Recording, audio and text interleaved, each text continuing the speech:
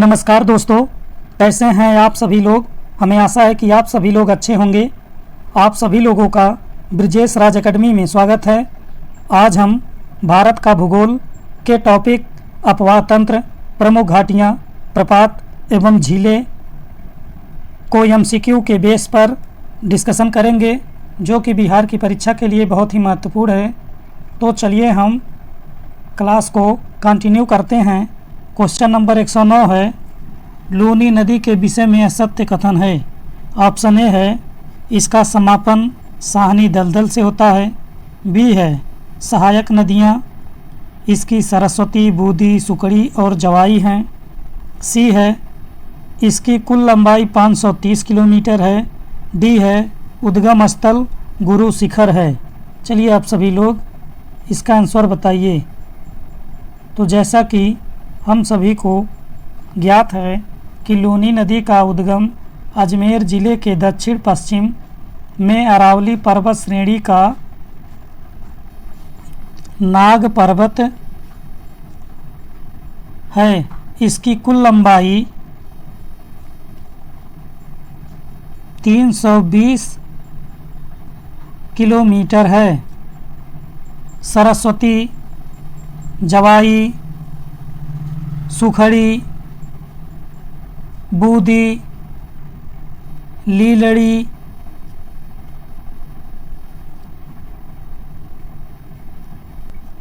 मीठड़ी नदियाँ लूनी की सहायक नदियाँ हैं। अपने उद्गम स्थल से 511 किलोमीटर दूरी तय करने के पश्चात ये कच्छ के रण में स्थित साहनी दलदल में विलुप्त हो जाती है। इस प्रकार ऑप्शन नंबर ए सही हो जाएगा और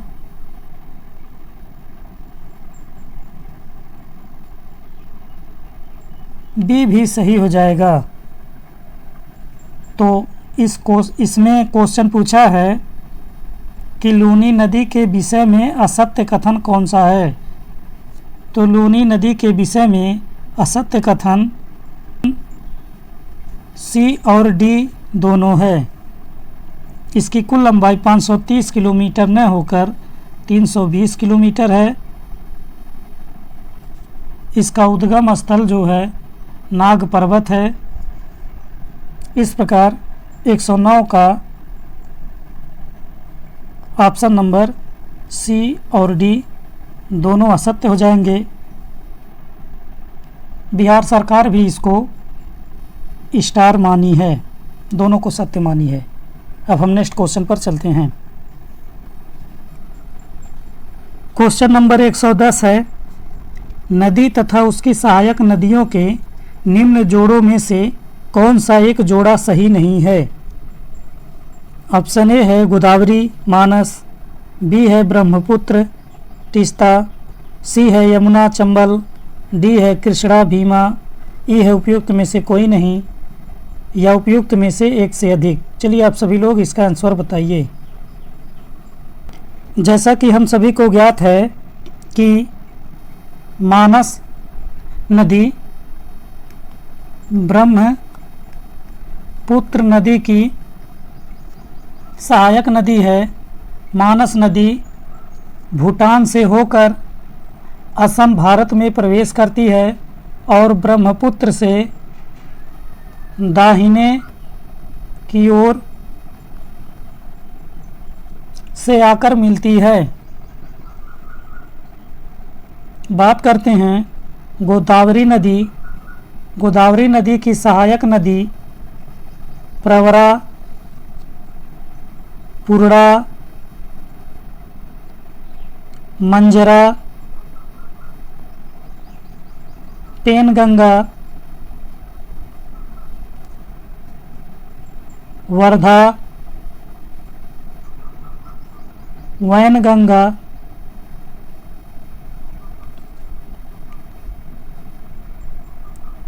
प्राणहिता,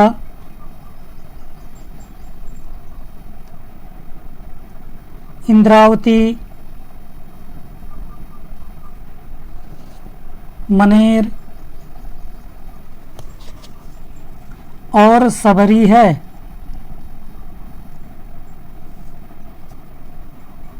बात करते हैं तीस्ता नदी, तो तीस्ता नदी ब्रह्मपुत्र की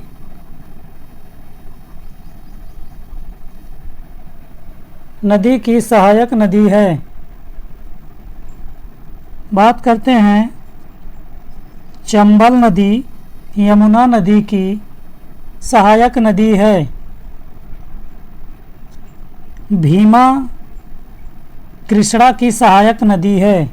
इस प्रकार ऑप्शन नंबर ए जो है गलत हो जाएगा, और यहाँ पूछा है कि कौन सा जोड़ा गलत है, ऑप्शन नंबर ए सही हो जाएगा। अब हम नेक्स्ट क्वेश्चन पर चलते हैं। क्वेश्चन नंबर 111 है, कौन सी नदी भारत और नेपाल के बीच सीमा बनाती है? ऑप्शन ए है गंडक, बी है कोसी, सी है काली, डी है उपयुक्त में से एक से अधिक, ई है उपयुक्त में से कोई नहीं। चलिए आप सभी लोग इसका आंसर बताइए। तो जैसा कि हम सभी को ज्ञात है कि काली नदी या महाकाली नदी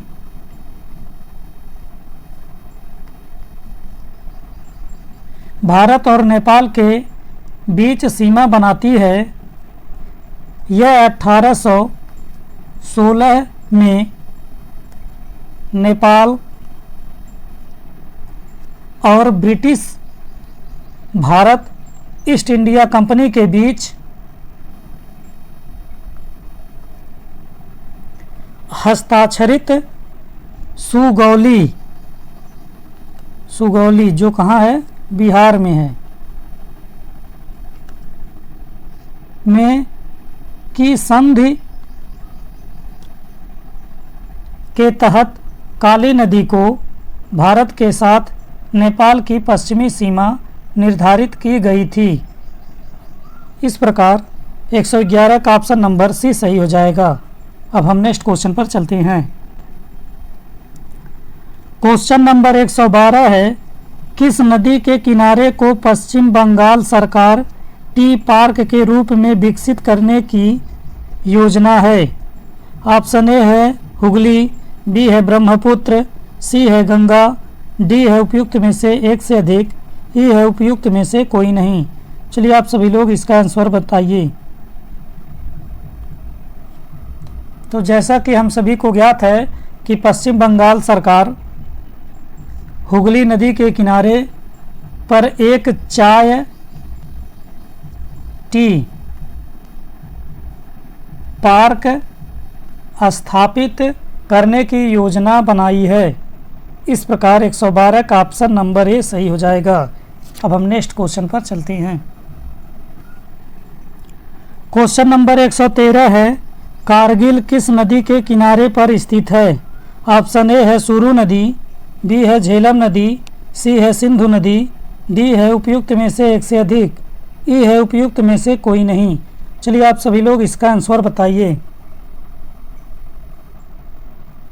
तो जैसा कि हमें ज्ञात है कि कारगिल जो शहर है वह सुरू नदी के तट पर बसा है, जो लेह के बाद लद्दाख क्षेत्र का दूसरा सबसे बड़ा शहर है। प्राचीन सिल्क रोड की एक शाखा सुरू नदी के किनारे से होकर गुजरती है, जो कारगिल और स्काई को जोड़ती है। इस प्रकार 113 का ऑप्शन नंबर ए सही हो जाएगा। अब हम नेक्स्ट क्वेश्चन पर चलते हैं। क्वेश्चन नंबर 114 है, कोसी मैदान की माध्य समुद्र तल से औसत ऊंचाई है? ऑप्शन ए है 300 मीटर, बी है 150 मीटर, सी है 30 मीटर, डी है उपयुक्त में से कोई नहीं। चलिए आप सभी लोग इसका आंसर बताइए। जैसा कि हम सभी को पता है कि कोसी मैदान की माध्य समुद्र तल से औसत ऊंचाई 130 मीटर है। इस प्रकार 114 का ऑप्शन नंबर सी सही हो जाएगा। अब हम नेक्स्ट क्वेश्चन पर चलते हैं। क्वेश्चन नंबर 115 है, गंडक नदी का दूसरा नाम है। ऑप्शन ए है बूढ़ी गंडक, बी है महानंदा, सी है नारायणी, डी है पुनपुन नदी। चलिए आप सभी लोग इसका आंसर बताइए। जैसा कि हमको ज्ञात है कि गंडक नदी का दूसरा नाम नारायणी है। इसका उद्गम नेपाल सीमा के पास तिब्बत में समुद्र तल से 7620 मीटर ऊंचाई से होता है। यह नदी नेपाल तथा भारत के उत्तरी भाग में बहने वाली महत्वपूर्ण नदी है। इसकी कुल लंबाई 630 किलोमीटर है, जिसमें से 185 किलोमीटर नेपाल में एवं 445 किलोमीटर भारत में विस्तृत है। इस प्रकार 115 का ऑप्शन नंबर सी सही हो जाएगा। अब हम नेक्स्ट क्वेश्चन पर चलते हैं। क्वेश्चन नंबर 16 है। क्वेश्चन नंबर 116 है, सुवर्ण रेखा नदी निम्नलिखित में से किस गांव के पास से निकलती है? ऑप्शन ए है ओरमाझी, बी है मंदार, सी है हेहल, डी है नगरी। चलिए आप सभी लोग इसका आंसर बताइए।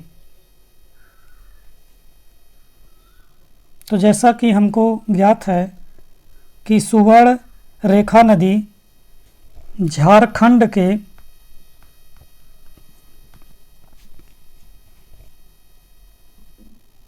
रांची के नगरी नामक स्थान से निकलती है, जो उड़ीसा से गुजरते हुए बंगाल की खाड़ी में गिरती है। इसकी प्रमुख सहायक नदी राढ़ू, कांची तथा खरकई है। इस प्रकार 116 का ऑप्शन नंबर डी सही हो जाएगा। अब हम नेक्स्ट क्वेश्चन पर चलते हैं। क्वेश्चन नंबर 117 है, जलप्रपात और नदी के निम्नलिखित जोड़ों में से कौन सा जोड़ा सही सुमेलित नहीं है? ऑप्शन ए है जोग शरावती नदी, बी है कपिलधारा कावेरी नदी, सी है धुआंधार गोदावरी नदी, डी है उपयुक्त में से एक से अधिक, ई है उपयुक्त में से कोई नहीं। चलिए आप सभी लोग इसका आंसर बताइए। तो जैसा कि हम सभी को ज्ञात है कि धुआंधार जलप्रपात मध्य प्रदेश के जबलपुर जिले में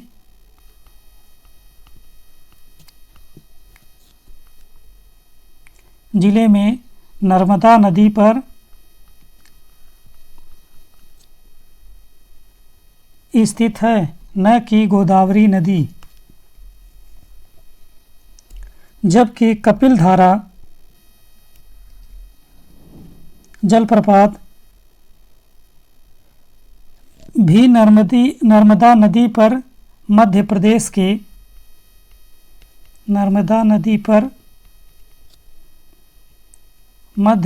के अमरकंटक जिले में स्थित है, न कि कावेरी नदी। बात करते हैं जोंग या गरसप्पा, इसको गरसप्पा भी कहते हैं। जलप्रपात पश्चिमी कर्नाटक के शिमोगा जिले में शरावती नदी पर स्थित है। यह देश का दूसरा सर्वोच्च जलप्रपात है।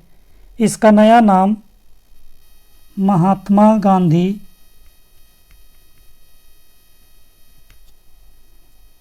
जलप्रपात है। इस प्रकार 117 नंबर क्वेश्चन का ऑप्शन नंबर डी सही हो जाएगा। उपयुक्त में से एक से अधिक सुमेलित नहीं हैं। अब हम नेक्स्ट क्वेश्चन पर चलते हैं। क्वेश्चन नंबर 118 है, लिखापानी हिमनद भारत के निम्नलिखित में से किस राज्य में स्थित है? ऑप्शन ए है अरुणाचल प्रदेश, बी है हिमाचल प्रदेश, सी है सिक्किम, डी है उपयुक्त में से एक से अधिक, ई है उपयुक्त में से कोई नहीं। चलिए आप सभी लोग इसका आंसर बताइए। तो क्वेश्चन नंबर 118 का ऑप्शन नंबर ए सही हो जाएगा। अरुणाचल प्रदेश में स्थित लेखापानी दर्रे के पास लेखापानी हिमनद स्थित है। यह हिमनद उच्च हिमालय में अरुणाचल प्रदेश और म्यांमार की सीमा पर स्थित है। जैसा कि हमको ज्ञात है कि लेखापानी असम राज्य के तिनसुकिया जिले में स्थित एक नगर भी है जो कि अपने चाय बागानों के लिए प्रसिद्ध है। अब हम नेक्स्ट क्वेश्चन पर चलते हैं। क्वेश्चन नंबर 119 है, निम्नलिखित में से कौन सी सहायक नदी ब्रह्मपुत्र से उत्तर दिशा से नहीं मिलती है? ऑप्शन ए है सुमनसिरी, बी है बेलसिरी, सी है मानस, डी है उपयुक्त में से एक से अधिक, ई है उपयुक्त में से कोई नहीं। चलिए आप सभी लोग इसका आंसर बताइए। जैसा कि हम सभी को पता है कि ब्रह्मपुत्र नदी हिमालय के उत्तर में तिब्बत के पठार पर स्थित मानसरोवर झील के पास से निकलती है और हिमालय के साथ साथ पूर्व की ओर बहती है। यह 3 देश चीन, भारत, बांग्लादेश से होकर प्रवाहित होती है। चीन में इसे सांगपो नदी, अरुणाचल प्रदेश में इसे दिहांग नदी,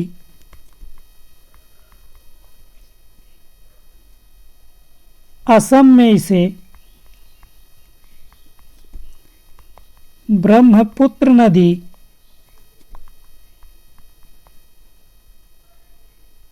तथा बांग्लादेश में इसे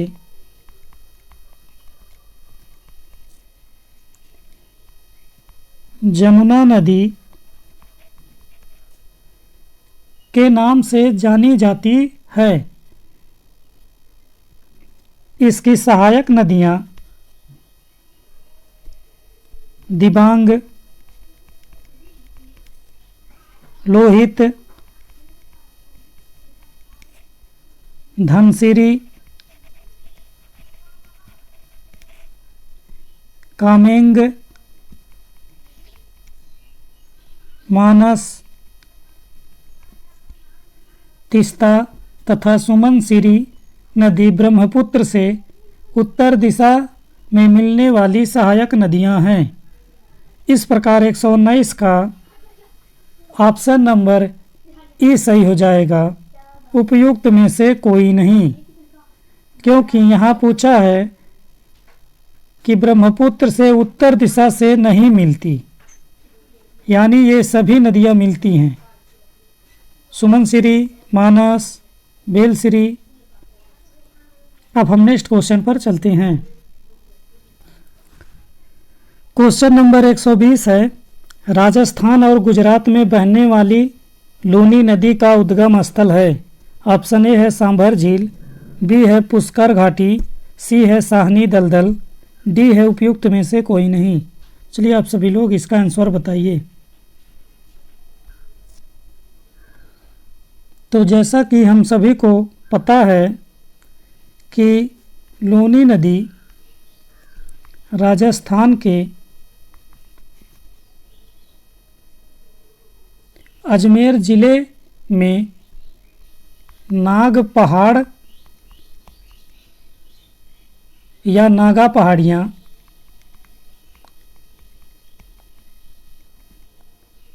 से निकलती हैं। लूनी नदी अजमेर के पास अरावली पर्वतमाला की पुष्कर घाटी से निकलते हुए थार रेगिस्तान के दक्षिण पूर्वी हिस्से से होकर गुजरती है। यह गुजरात में कच्छ के रण की दलदली भूमि में समाप्त हो जाती है। इस प्रकार 120 का ऑप्शन नंबर बी सही हो जाएगा। अब हम नेक्स्ट क्वेश्चन पर चलते हैं।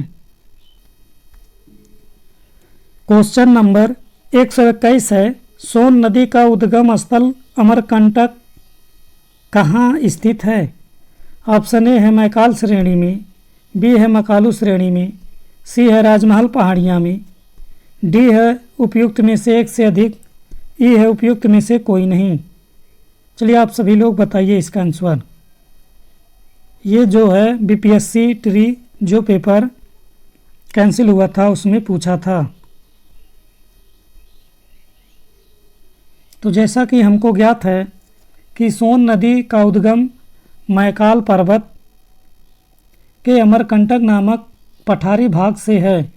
सोन नदी का एक अन्य नाम हिरण्यवाह भी है। सोन नदी जो विंध्याचल और सतपुड़ा पर्वत श्रृंखला को जोड़ती है, जो समुद्र तल से 1067 मीटर ऊंचाई पर है। यहाँ से नर्मदा व सोन नदी निकलती है। इस प्रकार 121 का ऑप्शन नंबर ए सही हो जाएगा, मैकाल श्रेणी। अब हम नेक्स्ट क्वेश्चन पर चलते हैं। क्वेश्चन नंबर 122 है, असम घाटी में ब्रह्मपुत्र नदी की लंबाई है।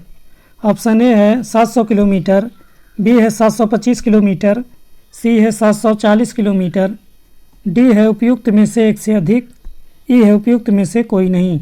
चलिए आप सभी लोग इसका आंसर बताइए। तो जैसा कि हमको ज्ञात है कि असम घाटी में अपनी 750 किलोमीटर की यात्रा में ब्रह्मपुत्र में अनेक सहायक नदियां आकर मिलती हैं। इसके बाएं तट पर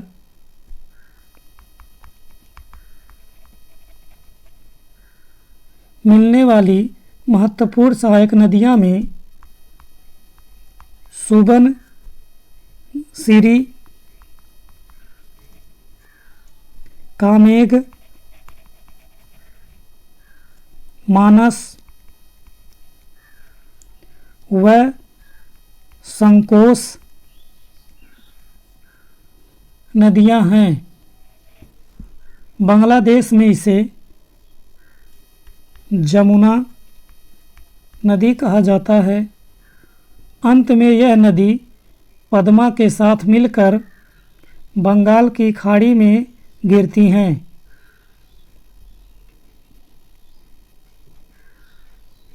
अतः उपयुक्त में से कोई भी विकल्प सही नहीं है।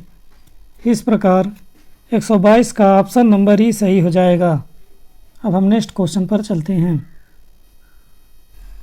क्वेश्चन नंबर 123 है, बांग्लादेश में स्थित यमुना पद्मा मेघना दोआब की सागर तल से ऊंचाई है।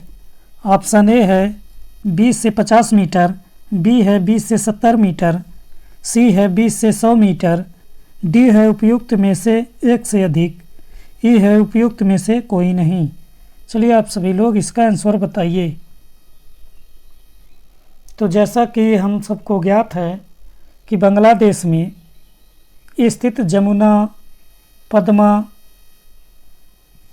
मेघना दोआब की सागर तल से ऊंचाई 20 से 50 मीटर है। डेल्टा क्षेत्र में इन नदियों की ढाल बहुत कम है, जिसके कारण आसपास के भागों में पानी भर जाता है।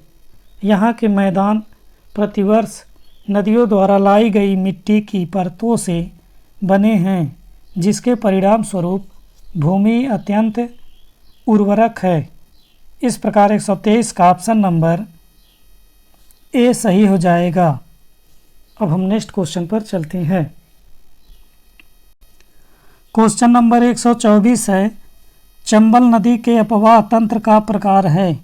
ऑप्शन ए है अध्यारोपित प्रवाह, बी है पूर्ववर्ती प्रवाह, सी है वृक्षाकार प्रवाह, डी है उपयुक्त में से एक से अधिक, ई है उपयुक्त में से कोई नहीं। चलिए आप सभी लोग इसका आंसर बताइए।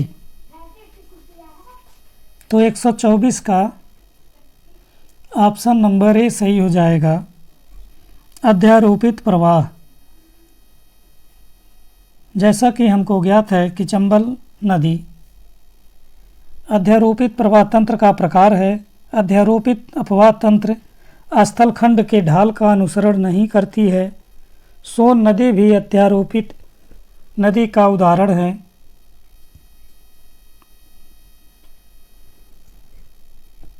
चंबल नदी मध्य प्रदेश के मालवा पठार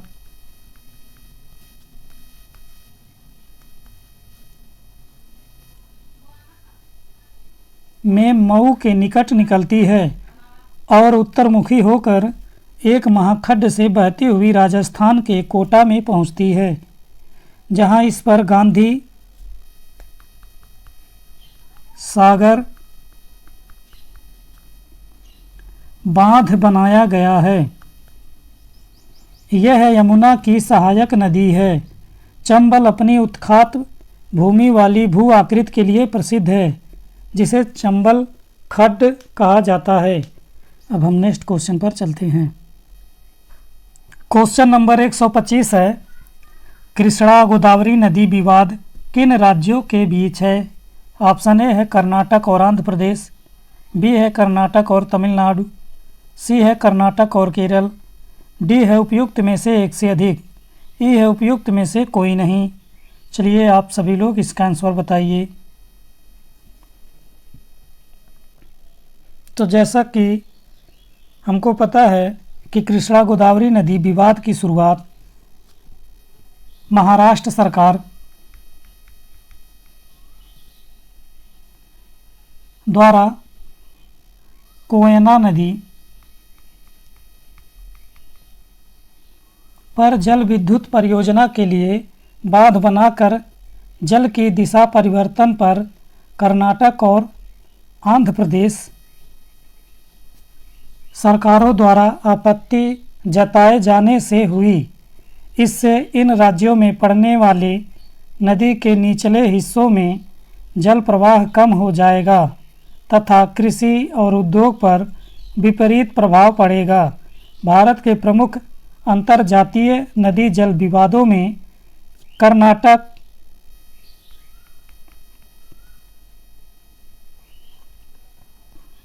केरल एवं तमिलनाडु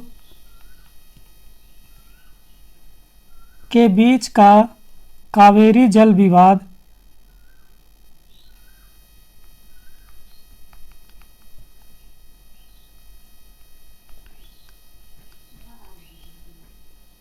तथा उत्तर प्रदेश एवं बिहार के बीच कर्मनासा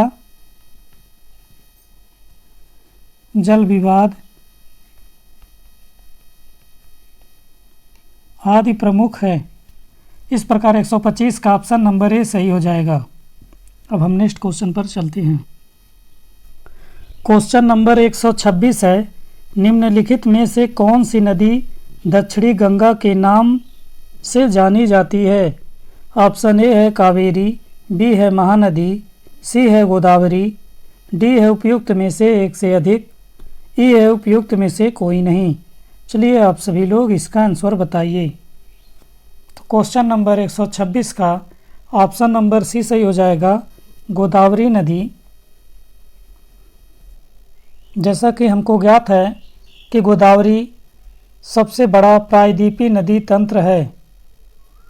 इसे दक्षिणी गंगा के भी नाम से जाना जाता है। यह महाराष्ट्र के नासिक जिले से निकलती है और बंगाल की खाड़ी में जल विसर्जित करती है। यह नदी 1465 किलोमीटर लंबी है। इसका जल ग्रहण क्षेत्र बेसिन 3.13 लाख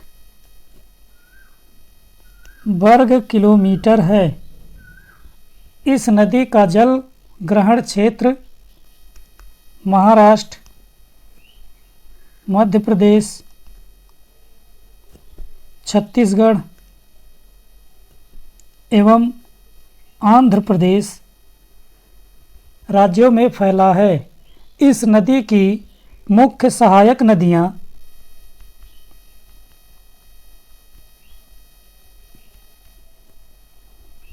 वैनगंगा, इंद्रावती, पेनगंगा, प्राणहिता,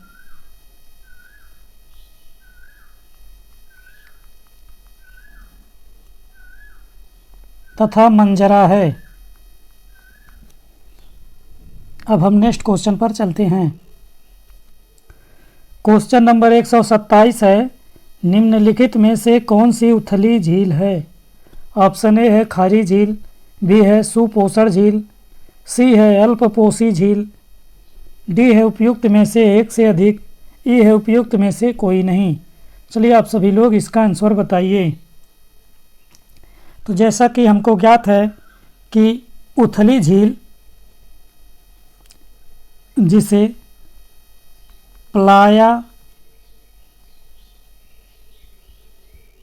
झील भी कहते हैं, का एक प्रमुख उदाहरण खारी झील या साल्ट पैन होती है। रेगिस्तान में पवन के अपघर्षण से बने गर्तों में जब कभी वर्षा जल जमा हो जाता है तो कुछ समय के लिए छिछली झीलें बन जाती हैं। ऐसी उथली झीलों को ही प्लाया झील कहते हैं। इस प्रकार 127 का ऑप्शन नंबर ए सही हो जाएगा। अब हम नेक्स्ट क्वेश्चन पर चलते हैं। क्वेश्चन नंबर 128 है, प्राचीन काल में गंगा के दक्षिणी क्षेत्र को क्या कहा जाता था? ऑप्शन ए है अनर्त, बी है तक्षशिला, सी है चोल, डी है उपयुक्त में से एक से अधिक, ई है उपयुक्त में से कोई नहीं। चलिए आप सभी लोग इसका आंसर बताइए। जैसा कि हम सभी को ज्ञात है कि प्राचीन में गंगा के दक्षिणी क्षेत्र को मगध के नाम से जाना जाता था। मगध प्राचीन भारत के 16 महाजनपदों में से एक प्रमुख था। आधुनिक पटना तथा गया जिला इसमें शामिल थे। इसकी राजधानी गिरिब्रज, बाद में पाटलिपुत्र थी। मगध का सर्वप्रथम उल्लेख अथर्ववेद में मिलता है।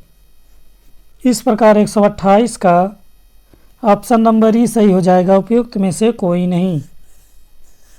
चलिए अब हम नेक्स्ट क्वेश्चन पर चलते हैं।